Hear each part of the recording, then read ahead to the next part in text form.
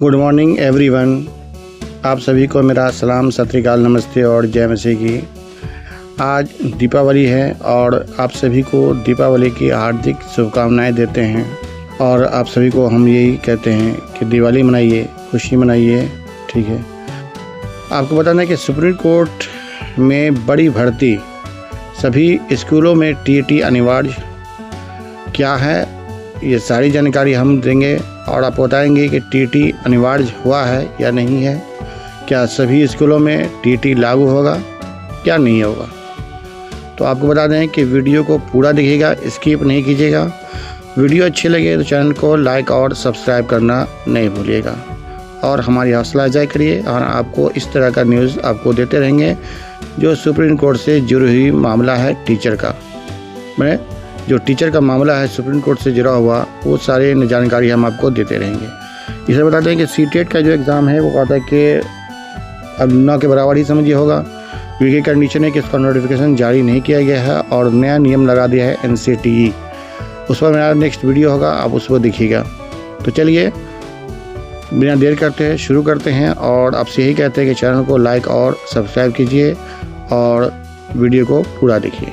तो चलिए शुरू करते हैं। टीईटी को लेकर के सुप्रीम कोर्ट में एक अहम मामला चर्चा में है। सबसे पहले सुप्रीम कोर्ट में सरकारी स्कूल के लिए टीईटी अनिवार्य कर दी थी और उन्हें 2 साल के अंदर इस परीक्षा को पास करने का निर्देश दिया गया था। अब निजीकरण के लिए सभी स्कूलों को बच्चों को बैचलरशिप पर टीईटी लागू करने की मांग वाली याचिका पर सुनवाई जारी है। याचिका में कहा गया है कि 6 से 14 वर्ष तक के सभी बच्चे को सभी संकाय में टीईटी पास करना अनिवार्य है। वे अल्पसंख्यक छात्र या छात्राएं किसी अन्य स्कूल में पढ़ रहे हों, यानी प्राइवेट स्कूल में भी पढ़ रहे हों, तो ऐसे में जो मास्टर पढ़ा रहे हैं उसे टीईटी पास होना ज़रूरी है। बिना टीईटी के उन्हें नौकरी नहीं मिलेगी, चाहे वो प्राइवेट में हो या फिर सरकारी में हो। क्या है मामला, शुरू करते हैं और आपको यही कहते हैं कि वीडियो को पूरा देखिएगा। भर्ती का मुख्य उद्देश्य यह है कि सभी विश्वविद्यालय के लिए शिक्षक पात्रता परीक्षा को समान रूप से लागू किया जाए। यदि सर्वोच्च न्यायालय इस याचिका पर सर्वसम्मति से सहमत होता है तो इसका प्रभाव पूरे देश के लाखों अनुयायियों पर पड़ता है। टीईटी अनिवार्य होने से न केवल शिक्षा की गुणवत्ता में सुधार होगा बल्कि सेलेक्ट के चयन में भी नामांकन होगा। ग्रेटर नोएडा की बात करते हैं तो इसका मानना है कि कुछ स्कूल टीआईटी से बाहर रखने पर बच्चों को पूर्ण शिक्षा प्राप्त करने का अधिकार है। वीडियो अच्छी लगे तो चैनल को लाइक और सब्सक्राइब कीजिए और आपको बताते हैं कि सर्वोच्च न्यायालय की सुनवाई क्या है। इस मामले की सुनवाई दीपांकर स्टाफ और गौदय के मैसाचुसेट्स एजी मसीह की पीठ में हुआ था। समीक्षा के दौरान यह तर्क प्रस्तुत किया जाएगा कि सरकारी, निजी और अल्पसंख्यक स्कूलों में टीईटी के समान रूप से पालन किया जाना चाहिए। फाइल में कहा गया है कि अगर कुछ स्कूल टीईटी से बाहर रहते हैं तो इससे बच्चे के मिलने वाली शिक्षा की गुणवत्ता पर असर पड़ेगा। शिक्षा और स्वास्थ्य पर अधिकार।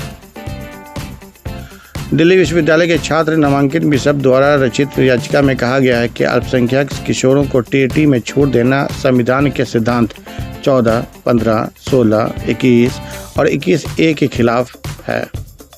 उपभोक्ता का तर्क है कि प्रत्येक बच्चे को अच्छा और शिक्षा का समान अधिकार है और इस अधिकार की रक्षा के लिए सभी स्कूलों को पूर्ण शिक्षा प्रदान करने का अवसर मिलना चाहिए। यानी शिक्षा अधिकार अधिनियम जिसको बोलते हैं RTE, सभी बच्चों को पूर्ण शिक्षा प्राप्त करने की अनुमति देता है। वीडियो अच्छी लगी तो चैनल को लाइक और सब्सक्राइब कीजिए। हाँ, वीडियो को पूरा देखिए, अब मज़ेदार होने वाला है। याचिका में शिक्षा अधिकार अधिनियम यानी RTE अधिनियम 2009 की धारा 1, 4 और 1.5 को चुनौती दी गई है। जो इन लोगों का कहना भी है, कुछ यूट्यूबर जो होता है दावा करते हैं कि इन फ्लो की वजह से कुछ स्कूल में टीईटी से बाहर किया गया है, जो अनुचित है, जो कहता कि सही में नहीं है। और आज के यूट्यूबर जो हैं वो कहता कि कुछ भी वीडियो बना लेते हैं और शिक्षा की गुणवत्ता पर असर डालता है। उसका तर्क है कि यह व्यवस्था संविधान के अनुयायियों के खिलाफ है और इससे शिक्षा में की भावना प्रभावित होती है। डिटेल में यह भी कहा गया है कि विवरण 30 जो अल्पसंख्यक समुदाय के अपने स्कूल के अधिकार देता है, उनका वर्णन सोच समझकर की तरह होना चाहिए। उनका मानना है कि एनोटेशन 30 का मतलब यह नहीं होना चाहिए कि अल्पसंख्यक संस्थान टीईटी से मुक्त हो और इनसे बच्चे के समान और गुणवत्ता शिक्षा को नहीं मिल सके। सर्वोच्च न्यायालय का वर्णन इस मामले में स्थापन होगा और इसके आधार पर वास्तुशिल्प में निजी और अल्पसंख्यक समुदाय में टीईटी लागू करने का भविष्य तय होगा। असर: यदि सर्वोच्च न्यायालय का निर्णय होता है कि सभी स्कूल में टीईटी अनिवार्य है तो सरकारी स्कूल की तरह निजी और अल्पसंख्यक स्कूल के लाखों शिक्षक भी इस परीक्षा से गुजारेंगे। और आपको बता दें कि 1 सितंबर 2025 को कहा था कि सर्वोच्च न्यायालय ने सुप्रीम कोर्ट ने कहा था कि एक फैसला भी दिया था कि जितने भी टीचर हैं उनको टीईटी पास होना ज़रूरी है, जिसकी नौकरी में 5 साल या उससे अधिक समय बचा हो तो उन्हें 2 साल के अंदर टीईटी पास करना होगा। जिसके विचार में पुनर्विचार याचिका दायर हुई थी, जिस पर कहा था कि नए पीठ का गठन किया जाएगा, जिसकी सुनवाई जो है 29 अक्टूबर को रखा गया है। मैंने अब से कुछ दिन के बाद छठ के बाद जो कोर्ट खुलेगा तो उस कोर्ट में कहा था कि ये फैसला पर कहा था कि पुनर्विचार किया जाएगा। क्या होगा वो भी वीडियो आपको हम बताएंगे, क्योंकि अभी कहा था कि छुट्टी है सर्वोच्च न्यायालय की, इस वजह से अभी कोई फैसला नहीं होगा।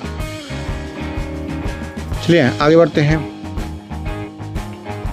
इस समय शिक्षक पात्रता परीक्षा सुप्रीम कोर्ट में अयोध्या देश के शिक्षा तंत्र के लिए अहम अभ्यर्थी बन चुका है। किसानों का तर्क है कि सभी बच्चों को लाभ और शिक्षा के अधिकार के तहत पूर्ण शिक्षा मिलनी चाहिए और इसके लिए सभी स्कूलों में टीईटी ज़रूरी होनी चाहिए।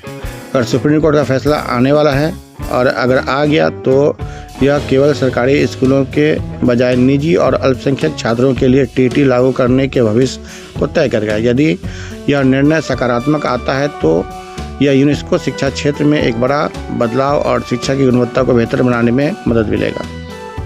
तो आज के वीडियो में इतना ही रहने देंगे और मिलते हैं आप सबसे नेक्स्ट वीडियो में। हाँ, आप सभी को फिर से एक बार कहेंगे कि दिवाली की आप सभी को हार्दिक शुभकामनाएं। त्यौहार मनाइए, खुशियाँ मनाइए। हाँ, मेरे चैनल को भी सब्सक्राइब कीजिए और हमें इजाज़त दीजिए। जय हिंद, जय भारत।